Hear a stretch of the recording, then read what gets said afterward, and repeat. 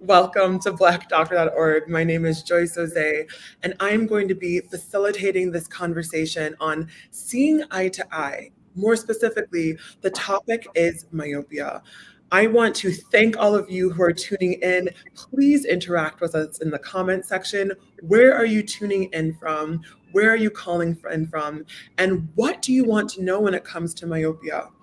We are partnering tonight with the Children's Vision Equity Alliance, and I am so pleased to have esteemed panelists with us here tonight.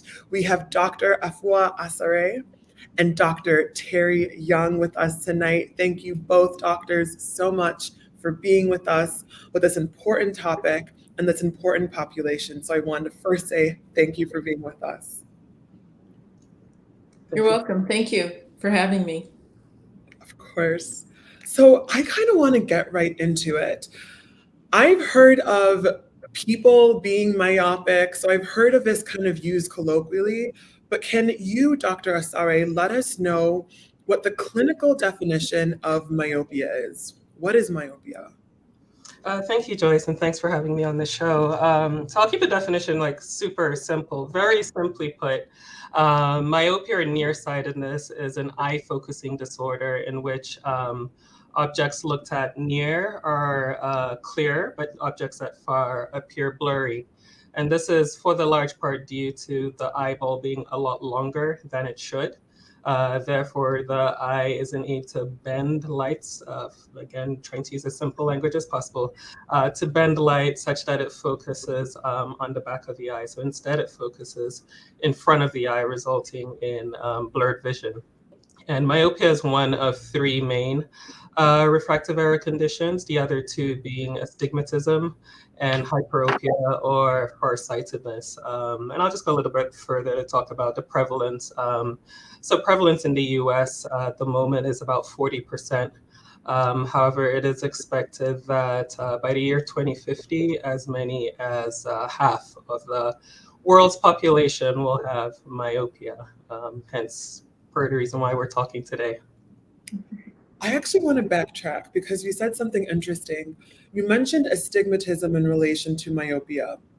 Astigmatism may be something that most of us are familiar with. And by most of us, I'm going to speak for myself because I do have astigmatism in both of my eyes.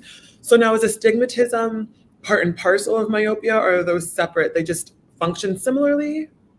Yeah, so separate conditions, but they're all refractive errors. In other words, they're all disorders related to abnormalities in how the eye bends light or processes light from objects as they enter into the eye.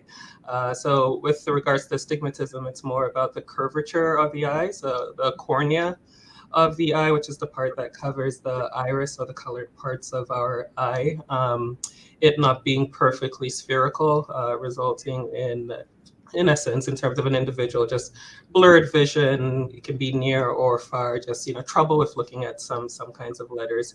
Although myopia can occur with astigmatism, but they are in essence separate conditions. All of that sounds very familiar to me. Thank you so much for that breakdown. Now, the population that we're focusing on tonight is our children. As a parent, how can I tell if my child is myopic?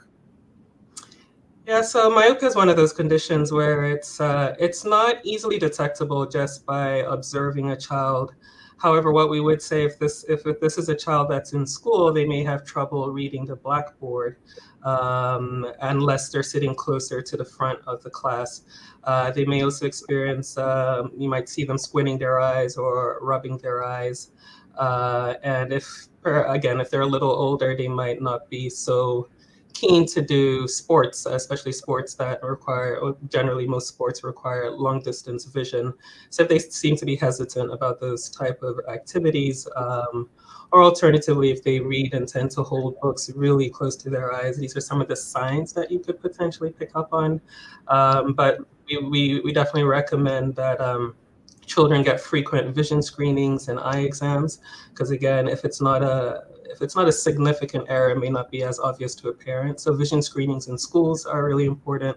Vision screenings are also required in as part of well child visits in primary care, comprehensive eye exams by eye care professionals. So usually a vision screening would result in a comprehensive eye exam by an eye care doctor if a child is identified in the screening to potentially have vision impairment.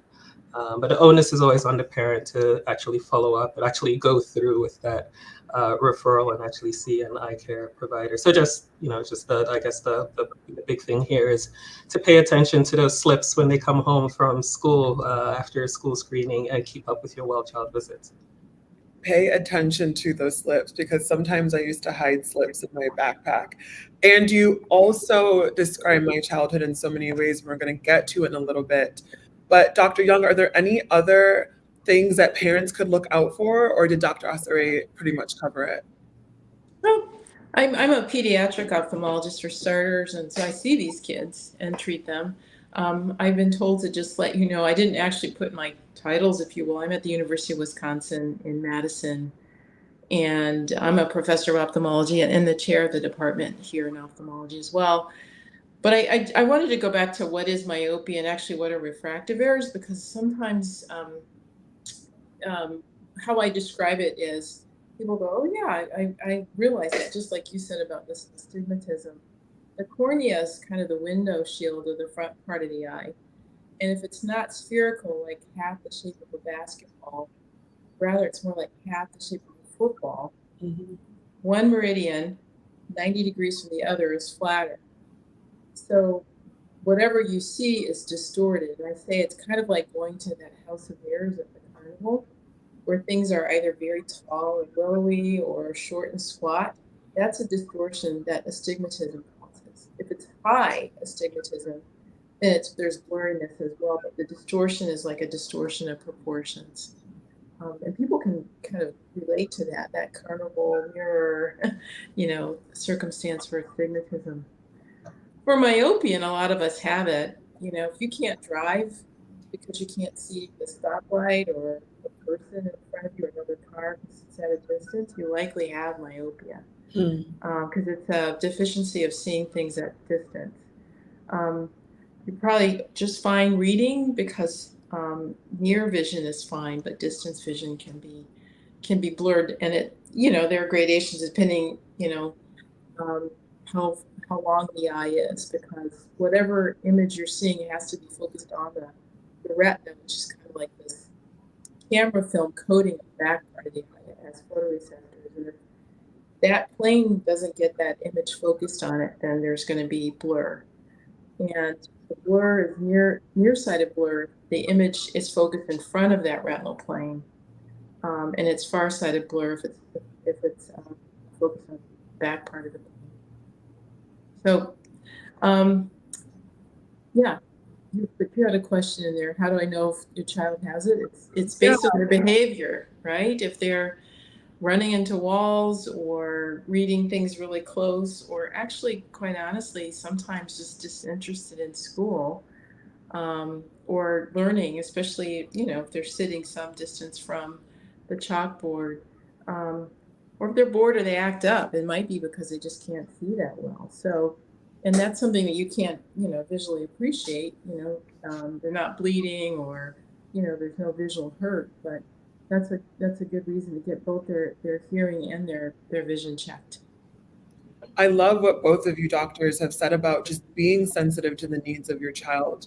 A lot of the times, if a student is acting up, it may not be that they have behavioral issues, although that very well may be the case, but it may also be linked to their inability to retain, receive, understand information, and that's connected to vision or even hearing, as Dr. Young said. And Dr. Asare, when I said that you were kind of talking about my childhood, yes, children can be sitting far away. I remember always coming to class early and sitting in the front row because I really just couldn't see. And I didn't want to wear my glasses. And instead of squinting, what I would do is pull this side of my eye, because this eye, I don't know, it was worse or better. I don't know. But I would pull this side of my eye so it would help me sharpen, focus a little bit better, because I was really interested in learning in school. So if your child may not be sitting in the back, your child may just be really eager, anxious, or sitting in the front. So be sensitive to your child. Ask them how their day was. Maybe even ask them where they were sitting. And like Dr. Asari said, make sure that these vision tests, and including these hearing tests, which is a conversation for a different panel, but these vision tests need to be happening at least annually. So I thank you both for just talking about those nuances and how it can manifest differently in children and what we should be looking out for. But back to you, Dr. Asare. This sounds a little bit scary. I was comforted when I heard that Dr. Young say that, a lot of us have this. And Dr. Asare, you gave us some statistics. So is this something that could be corrected, or are you just kind of stuck with it for life? Yeah, so prescription glasses will enable one to see as they should. So enable one to see 20/20 vision. There are some more novel treatments that still a lot of research being done on them, but novel treatments such as atropine. We have orthokeratology, multifocal lenses that help to slow progression of myopia. But again, in terms of actual treatment and making it go away altogether, if you wear your glasses, you'll be able to see. But once you take them off, you're still going to go right back to your blurred vision. You mentioned progression, and that is something we're going to touch on a little bit. But essentially, go and see your eye doctor, wear your glasses as prescribed, which I did not for a while. And that's important to note. So, another thing that probably did not help, and both doctors can speak to this, is I was a voracious reader. I was a very shy and introverted child, so I kind of just escaped in books. And I would spend entire days, like entire weekends, just reading in my room. And my mother would come into the room and be like, "You need to turn on the lights. This is not good for your eyesight." I remember sitting very close to the television. So, Dr. Asare, does reading in the dark or low lighting impact your glasses prescription? And what about screen time? Screen time, being close to screens, being too close to the television. Can you talk to us about the impact on that? Yeah, so in terms of reading in the dark, it doesn't actually, as far as I know, impact your glasses prescription. But I think the more Can you repeat that while I put my mother on speech? It won't impact your glasses prescription, reading in dim light, but I think the bigger issue is spending long periods doing near work. So reading really close, any kind of near work that's usually within 40 centimeters is the standard. So continuous straining of your eyes at near can be bad in terms of progressive myopia, especially. It can make your myopia progress even faster.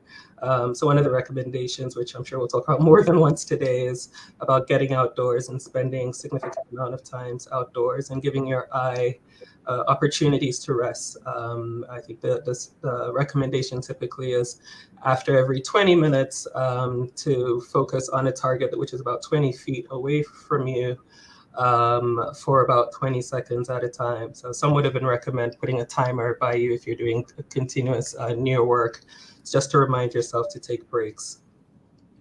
Can you again define to us what near work is? So near work is doing near tasks, and usually I think the standard, and Dr. Young can correct me if I'm wrong, is anywhere within 40 centimeters from the eye. So any task that you're doing up here, which is mostly reading for the most part, or using an iPad, technically watching TV at a standard distance, which most of us will have in our living rooms, isn't considered a near task or near work. But reading, again, using iPads, using phones especially, that's a big one. Sewing, I don't know that people do too much sewing much these days, but all of those would be considered near tasks.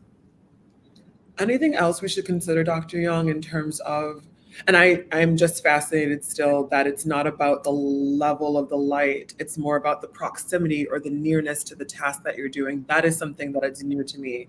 Anything else we should consider at this, Dr. Young? Yeah, I actually was thinking, it's the chicken versus the egg, which came first. Mm. You likely preferred near work activities because you were nearsighted.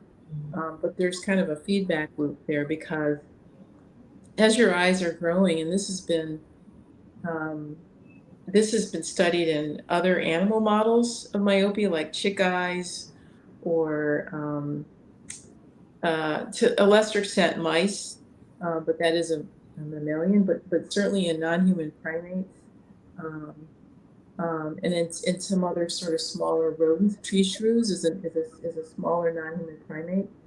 If you put certain kinds of lenses, whether a myopic lens in front of a developing eye, like for a young neonate, young childhood, sort of, or sort of young age eye, in the case of these animal models, that eye is going to actually grow longer to hopefully get to the point where that image that that lens puts on the eye is actually projected on the retina. So it will actually grow more nearsighted, in order to try and find some length, from front to back, where that image will finally be focused onto that retina.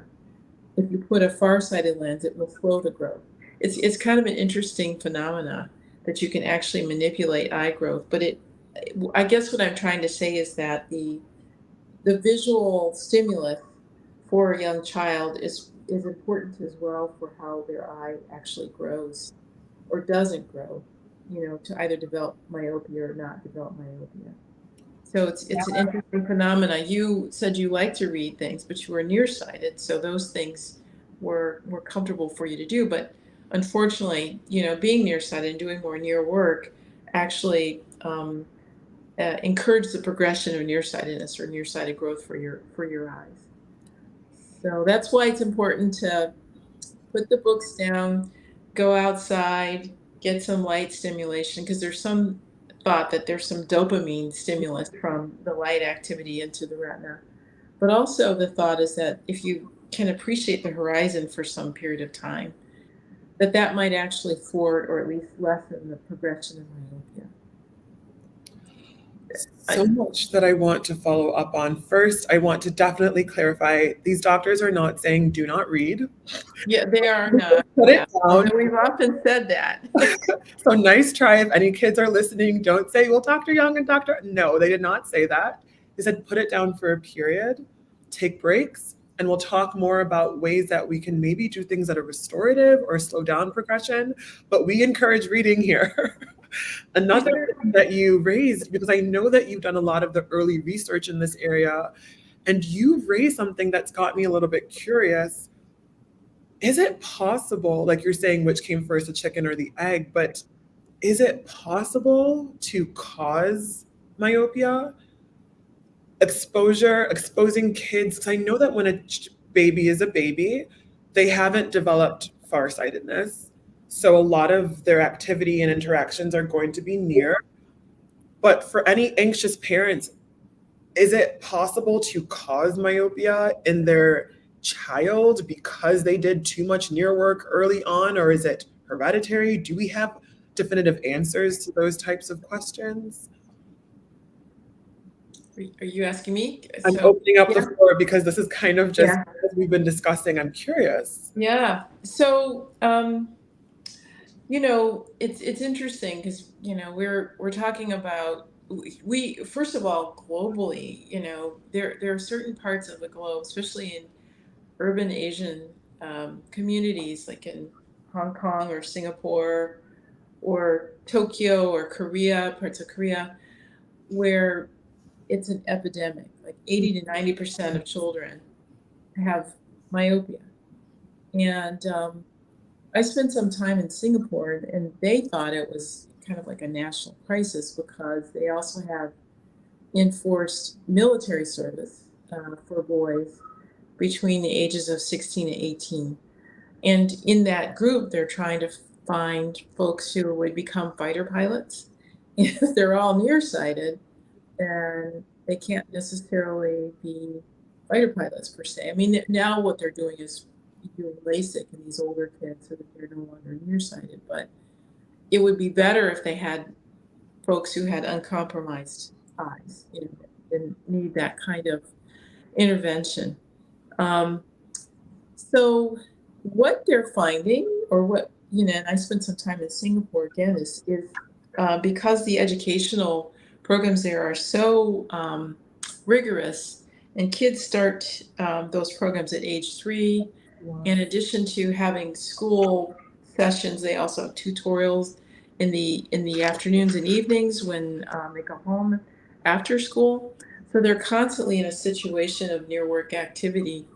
And I would suspect that that has a lot to do with why that particular group has higher prevalence rates of myopia. So there is something to the constant chronic near work activity. So much so that the Ministry of Health, after it was discovered that appreciating horizon actually helps or thwarts progression, and now these kids go out and have recess. What a concept! They have that here, but in the middle of the day, they have breaks now where they go outside and play. And they did not necessarily do that before. I think that that has secondary benefits in addition to hopefully thwarting the sort of steeper progression in myopia, but also that activity also is helping with their physical health. Obesity, childhood obesity is another issue. And if they're moving more, playing more, they're hopefully likely to, impact that consideration as well. I really appreciate that. So again, you can impact your child's vision early on by being mindful of how long they're spending doing near activities, as Dr. Essery defined. And going outside can also benefit their vision and have secondary benefits on their overall health, not even to mention their mental health. So I really appreciate how comprehensive these suggestions have been. Staying with you, Dr. Young, you mentioned that there was a lot of concern when you were studying countries in East Asia around this growing, I guess, epidemic of myopia. So when exactly did myopia go from a common vision disorder, which was easily diagnosed and treated with glasses or contact lenses for some people, to refractive surgery, to a growing concern in the pediatric and adult population?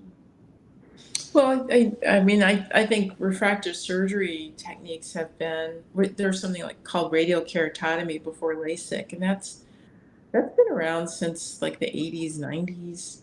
Um, I think there's always been a group of folks who are nearsighted that don't like their glasses and want some alternative. I mean, be that they're not particularly happy about wearing contact lenses. I'm contact lens sensitive. I can't really wear them comfortably. Um, so I think there's always been this, and actually, it's as you go through the literature, myopia is this vexing eye disorder, common to be sure, but it's something that's been studied for decades, centuries, even because we've had to find different means to correct it. I always, I think that there, and I just think of things like nearsightedness or farsightedness or any other disorder.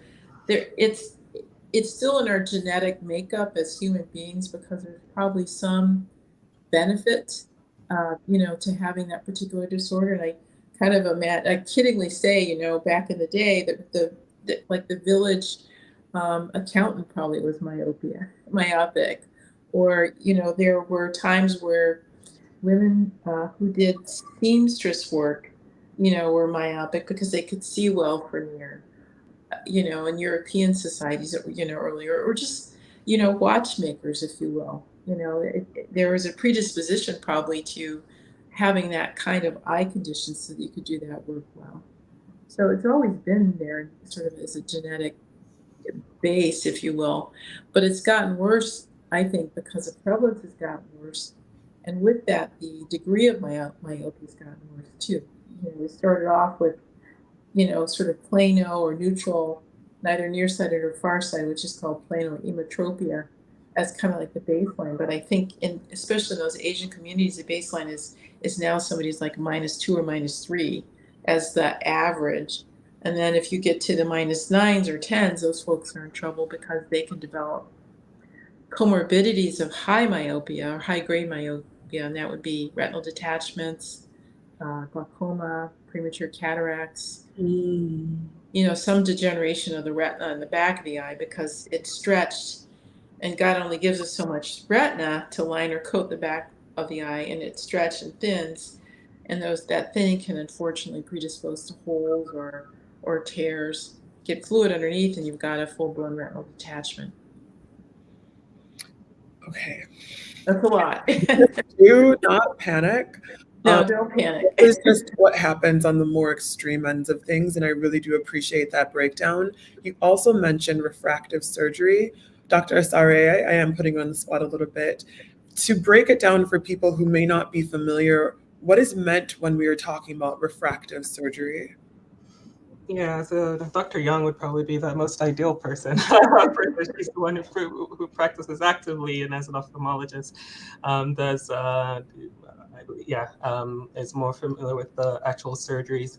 But I think my understanding of especially procedures like orthokeratology, it's about trying to shorten that distance. And we talked about how myopia is a result of the eyeball being longer than it should, such that rays of light from objects we're focusing on focus in front of the retina rather than on the retina, and that results in the vision being blurred. So one process or method is to try and shorten that distance as much as possible. And orthokeratology, my understanding of that is they try to sort of flatten the cornea of the eye, because even those little, very little differences in that in shortening of that distance from the cornea to the retina can make massive differences as far as trying to get those rays of light to focus more squarely on the retina. But yeah, I'll see perhaps Dr. Young wants to add to that. Sure. Yeah. Orthokeratology it's a harder contact lens that's going to push the cornea to flatten it, if you will. So that length from the front to the back. And I think of the other thing I say is the analogy is the eye is, instead of it being round like a ball, like a basketball, it's more egg shaped from front to back, because so that the length is longer from front to back. And the longer that length, the more myopic you are. The refractive surgeries are actual incisions made in the cornea. Again, that clear windshield of the front part of the eye. And the incisions are made in a way to flatten the cornea. You can take a flap of the cornea, just the surface of the cornea, open it up, and then actually shave off some of the kind of like the inner content. It's called the stroma, and then put the flap back, and that's called LASIK surgery. Radiokeratotomy is making actual kind of radial incisions in the cornea, again, to kind of flatten it, if you will. And, this is all done with fancy machines that take into account the length of your eye, the diameter of your cornea, the thickness of your cornea, and some other parameters, so, and it, puts these calculations in the machine, and, you put that in, and you have a suction cup, if you will, to kind of keep the eye steady, and then this machine helps you. In other words, the old days, radiokeratotomy was done by hand, but LASIK is now done by machine. I appreciate both of you just breaking that down and making it more accessible. And again, we can rest assured that this is all done by machines. It is actually my understanding is that these refractive surgeries are fairly common. Indeed, they are. But you Okay. can't do it in children because a child's eye is still growing. So there are very few circumstances where we would do this kind of treatment in a child. Generally, you need to be age 18 and older, obviously, to be an adult to get permission to have that done to your eye. I would venture to say that even at 18, there's some eyes that are still growing. So it behooves the ophthalmologist to maybe get a few data points before they actually say, let's do the surgery on your eye, just to measure to see if there might still be some refractive error changes over time.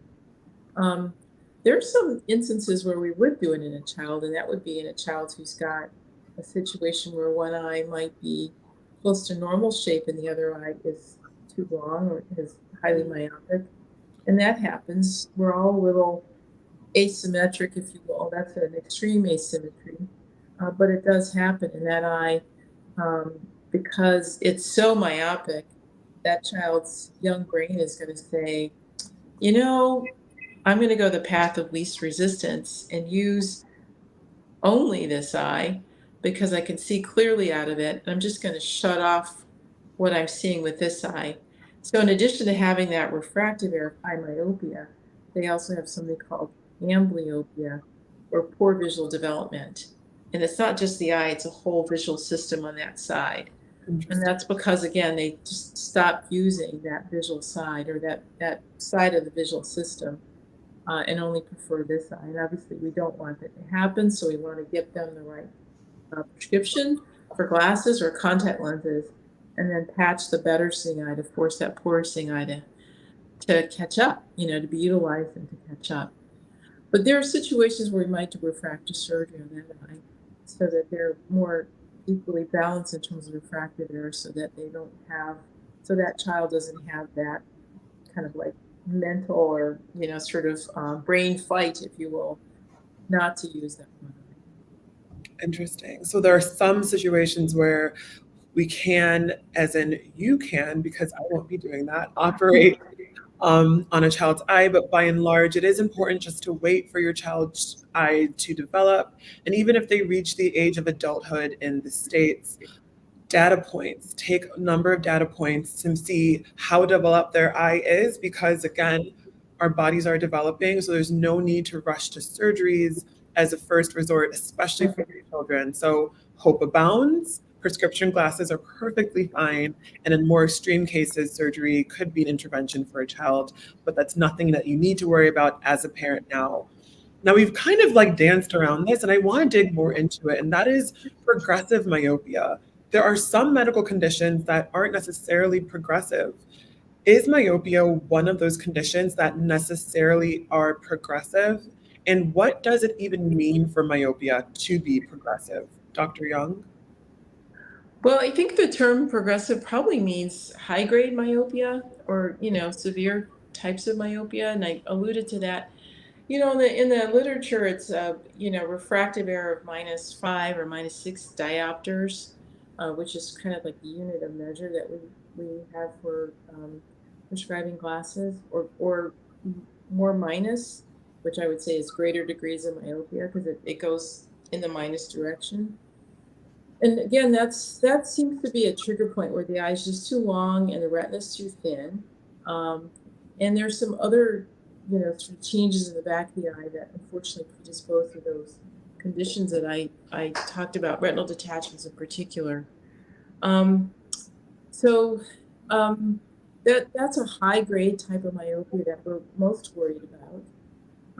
Some of my work is to see if there's some way to tease out if there's some way you can figure out individuals who might be genetically predisposed to developing that type of myopia. And there actually are conditions. Some of them are conditions not just involving the eyes, but also other parts of the body.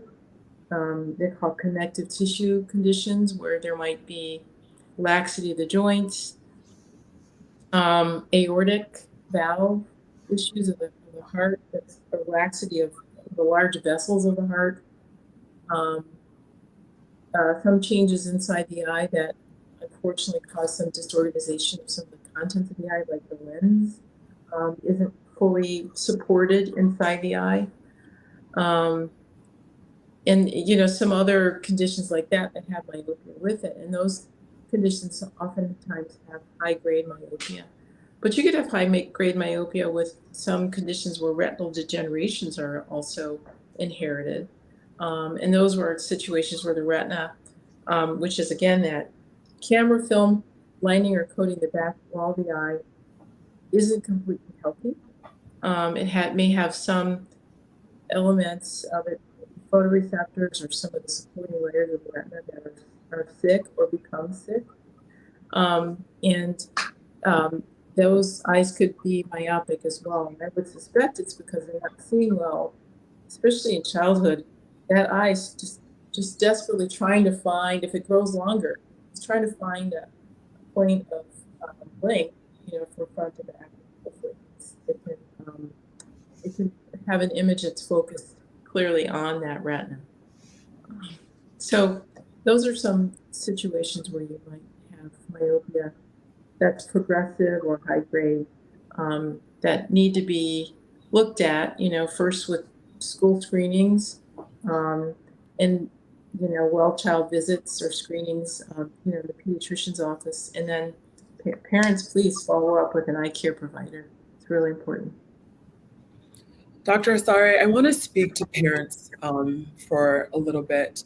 When should parents, optometrists, and ophthalmologists be concerned that progressive myopia, as Dr. Young has described, is developing? So just like Dr. Young mentioned, the definition of like high myopia essentially starts when the prescription is sitting at about -5 or -6 diopters. But another really important feature is if the prescription is just rapidly increasing. Let's say every well child visit, you realize this child's prescription has gone up by another 0.5, or it's just rapidly increasing regardless of the magnitude, but it's just rapidly increasing. Then that's, that's sort of a red flag, and they have, ways of trying to, that's when they start considering things like myopia management, just, ways to try to slow down the progression of the eye so that long-term sequelae like macular degeneration, retinal detachment don't result in the long run. Yeah. And can you define again what you would consider rapid increase? So it's not necessarily the metric, so it doesn't have to be like 0.5, but so long as it's increasing, what, annually at every visit?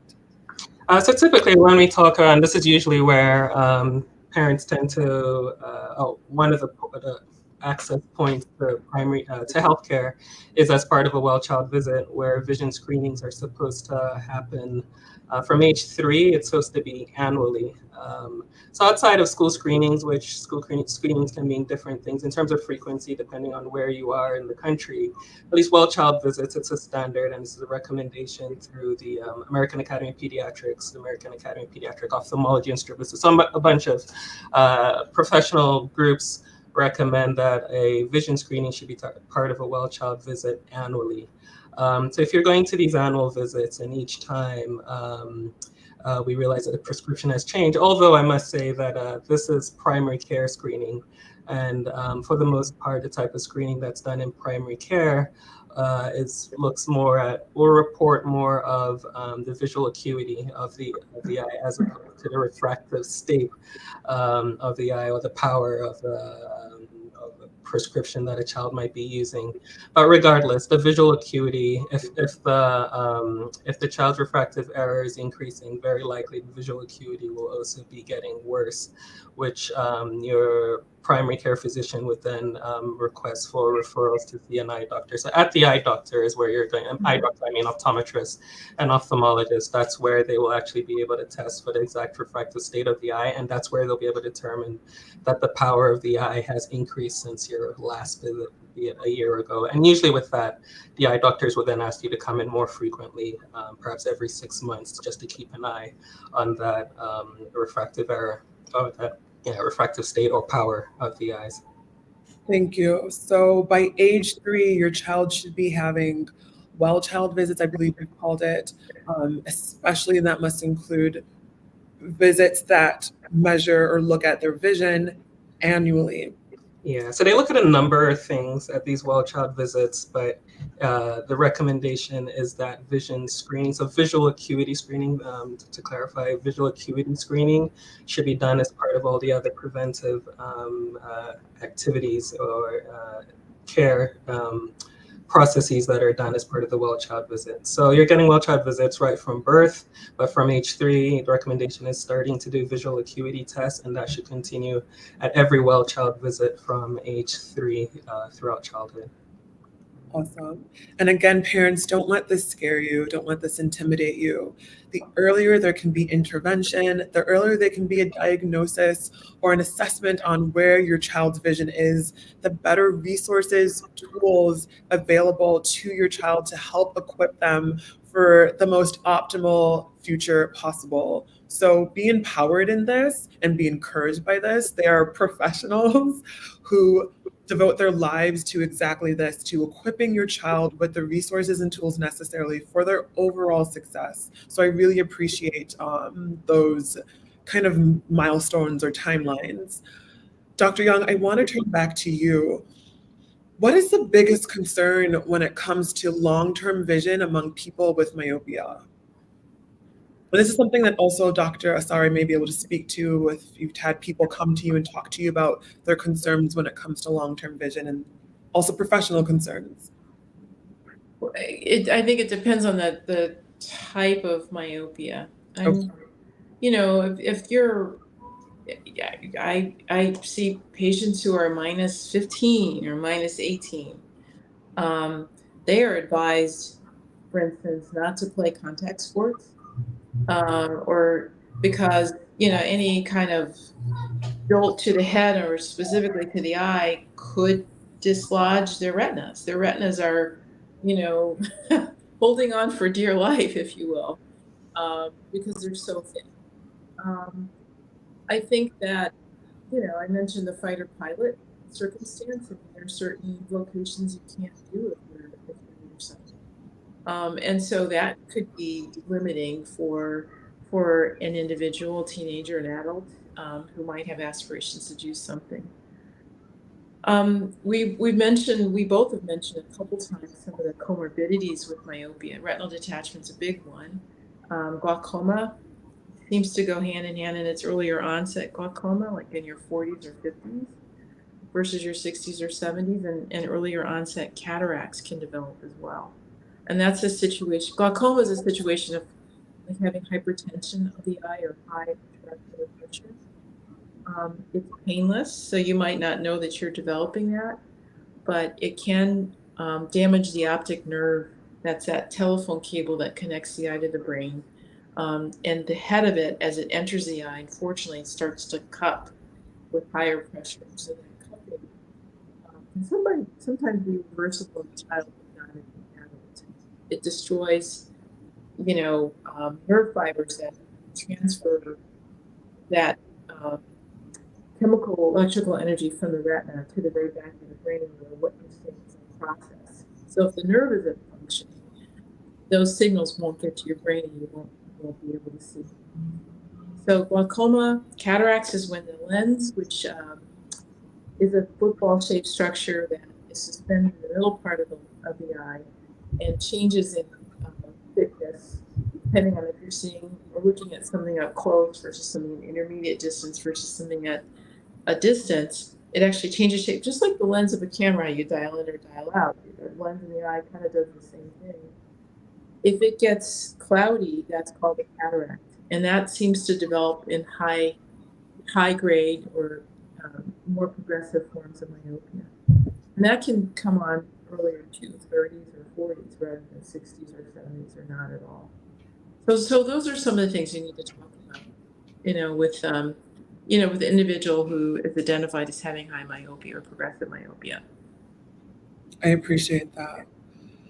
I want to now turn to treatments. Again, we've touched on this. Dr. Asare, besides refractive surgeries like LASIK surgery, are there any other treatments for myopia? There are treatments to slow progressive myopia, to slow the progression of myopia if it's identified that it's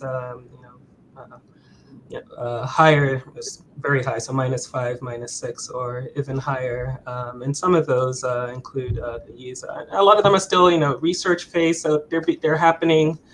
But anyway, so atropine drops is one of them, and I think I already mentioned ophthalmology. What do those drops do? So again, this would be a question for the ophthalmologist among us. Yeah, She can speak to that in a little bit. But so there are drops, and then what was the second one that you were going into? Ophthalmology. So that was the use of lens to flatten the distance between the cornea and the back of the eye. I think we've talked about laser surgery already, and perhaps there might be other methods Dr. Young may be able to talk to. So these go to slowing down progression of the myopia, but not necessarily like removing myopia altogether. Yeah. So orthokeratology is it's a hard contact lens, and kids sleep with it. You know, they don't. So it's kind of a treatment by night. Um, I generally optometrists would prescribe that regimen, but that's what orthokeratology is. Atropine eye drops are used actually therapeutically, you know, in ophthalmology for other conditions. It dilates the pupil, and the pupil is the black hole, if you will, that you see in the center of the eye. It's just basically an opening. And the iris, or the colored part of the eye, has these sphincters in it, and it just tightens those sphincters so that the pupil size gets larger in diameter. So it goes from smaller to large, and it actually fixates in place. So it's dilated, but it doesn't change shape depending on if you're in dark or light. It actually fixates it in a dilated position. But the other thing it does is it paralyzes something called the ciliary body, which helps to suspend the lens that I mentioned. That's a football, clear football shaped structure that sits literally right behind the colored part of the eye. And in so doing, to paralyze the lens doesn't change shape anymore. So um, there's something about that changing shape, especially for near activity, called accommodation, that is associated with myopic progression or development of myopia. So if you suspend the lens in a young child, they can still see, but that lens isn't changing shape, especially if they're appreciating things at near. And it's thought if you reduce that amount of time that they're doing that with these drops, that may actually stave off, progressively. So that's what atropine drops do. There's a lot of activity and research happening in that space right now, because we want to give as little atropine as possible in terms of concentration to children. Um, we don't certainly want to give adult doses of it, if you will, because some of that drop is absorbed in the the nose. We have, highly vascular nasal mucosa, and some of the drop actually travels into the nose and can get into the body. So we want to limit the amount of concentration that we give for atropine. And there's a lot of research happening in that space right now. Another treatment is something called multifocal, either contact lenses or multifocal glasses. And you might have heard of that term because ophthalmologists are putting in multifocal prosthetic lenses. When they remove cataracts, they put in a lens. And what that is that's a lens that looks like, if you were to cut a tree trunk, sort of concentric rings of a tree. It gives you a sense of how old that tree is. Mm-hmm. Well, for a multifocal lens, that central part, the central circle, is the correction one needs for seeing something at, so they can see 20/20 at 20 feet. When you go to do the eye chart, that 20-foot distance chart, that's our standard for measuring if somebody can see clearly with certain letters of different sizes or optotypes. And there's a 20/20 line. And so that central um, point of that multifocal lens, the central lens, is actually the lens that occupies the full lens, generally, if you're not. But then those surrounding rings have less and less and less correction. In some ways, simulating that far-sighted correction, or that lessening the amount of accommodation somebody has to do to look through, sort of these other rings. And the reason why is when we read, we're not usually reading like this, we're reading down here. And so if we're doing that, we're looking through more the bottom part of the lens. And that bottom part, if it's a bifocal, and I know we're all familiar with that, there's less nearsighted correction in that bottom part, and that more far-sighted correction actually relaxes the need for the internal workings of the eye to see that print clearly. It's even magnified. And if you do that, that actually has been shown to lessen progression in myopia. So I give kids who seem to be progressing, I give them bifocals, real outright bifocals, or progressive multifocal lenses. Or they can get multifocal contact lenses. They can have it placed on their eye, but it's got those concentric rings. So that's another option and opportunity for decreasing the progression. I didn't even know that that existed. That is Mhm. fascinating. I don't know if it's fascinating because I have astigmatism. I'm just, Uh-huh. but there are so many treatment options available. Again, as Dr. Asari pointed out, there is no way to completely eliminate myopia, is my understanding, once diagnosed, but there are ways to reduce the progression of it. And again, it is so much more common than we think. So please do not feel like you're alone or that there is nothing you can do to correct, adjust, or facilitate your vision in your journey. So we are almost at time. I can't believe it. I have been so fascinated by this conversation. Again, it's very personal for me. It's been interesting to hear how it manifests in different parts of the world and how it can be exaggerated depending on the activities that we do. We've talked about recommendations, and I want to really drill this home to the audience. Take breaks after about 20 minutes. Go outside. I love how Dr. Young termed it. Was it horizon focus, is how you termed it? Yeah. Beautiful. Beyond vision, you cannot tell me that looking at the horizon isn't going to have secondary, tertiary benefits to your overall well-being. We were meant to be in nature anyways. So enjoy it. Go out with your children and take advantage of it as well. Be mindful of how closely you are holding activities and holding your work. It's not just to do with screen time, and lighting actually does not have the impact that you think it may have, Mom. It's all about proximity and nearness. So, those are also important things. Take breaks. Any last remarks to those parents who may still be concerned, may still be wary? If you can speak to a parent, Dr. Asare, what would you want them to know when it comes to myopia and their child? I would say be on top of those vision screenings and school screenings. Like I said, as part of well child visits, the recommendation is for a child to have a vision screening as part of that well child visit annually from age 3. And then most importantly, if the child is identified to have a vision impairment in a school screening or with their primary care, so as part of the well child visit, please, please, please don't ignore that. Go forth and go see that eye care doctor. If you're having problems finding an eye doctor, go back to your pediatrician. They will be able to help if you make it clear to them that that you need help. They will help you find an eye doctor.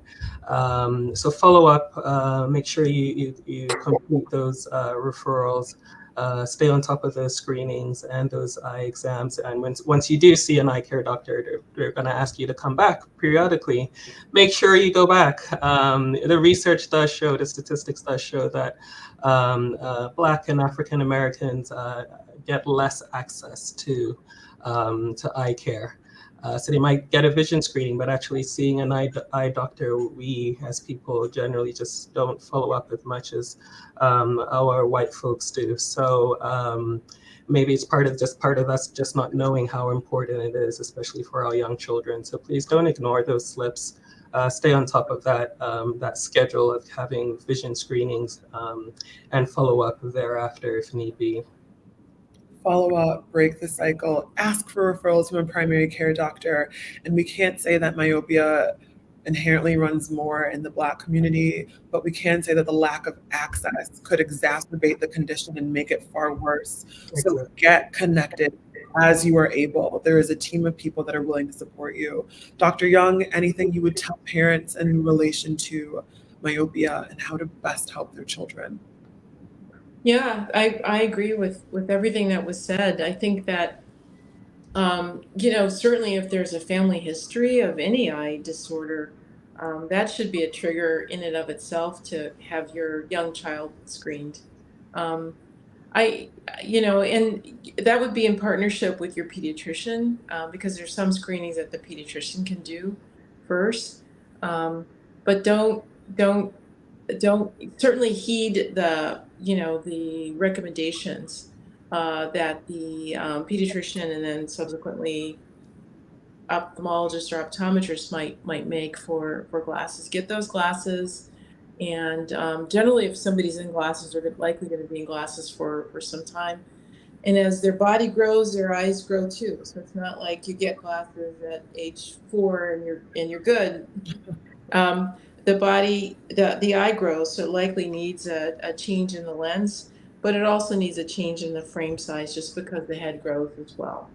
So it's a it's a commitment to ensuring that your child can see so that they can function to the best of their abilities in the educational realms that they're in. It's truly important. Powerful. I cannot thank you both for having this conversation and for answering all my off the cuff questions. You both have been so brilliant and so gracious and informative and so assuaging of common concerns of fear. So thank you, audience, for joining the conversations. And let's again thank Dr. Asare and Dr. Young for their time and their knowledge. I feel empowered, and I hope you all do too. Tune in for our next show. And until next time, we'll see you very soon. Thank you, folks.